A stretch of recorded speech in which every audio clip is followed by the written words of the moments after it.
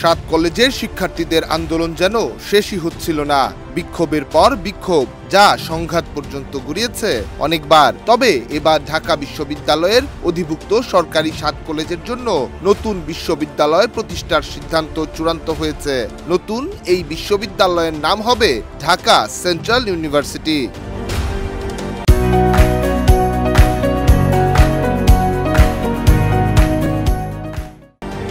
নতুন বিশ্ববিদ্যালয়টির নাম নির্বাচন নিয়েও পক্ষে বিপক্ষে অবস্থান নেয় শিক্ষার্থীরা, যেখানে শিক্ষার্থী প্রতিনিধিদের মধ্যে 17 জন ঢাকা সেন্ট্রাল ইউনিভার্সিটি নামের পক্ষে মত দেন। তবে অন্য অংশের শিক্ষার্থীরা ফেডারেল ইউনিভার্সিটি নামের পক্ষে অবস্থান নিয়েছিলেন।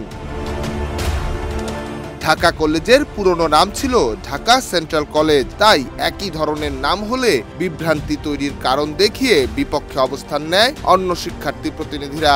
ইউজিসি শিক্ষার্থীদের মধ্যে আলোচনা করে সিদ্ধান্ত জানাতে বলার পর শিক্ষার্থীরা ঢাকা সেন্ট্রাল ইউনিভার্সিটির নামটি চূড়ান্ত করে। রবিবার বিশ্ববিদ্যালয় মঞ্জুরি কমিশন ইউজিসির কনফারেন্স রুমে আয়োজিত এক সভায় এই সিদ্ধান্ত নেওয়া হয়। সভায় শিক্ষার্থীদের মধ্যে 32 সদস্যের প্রতিনিধি দল উপস্থিত ছিলেন।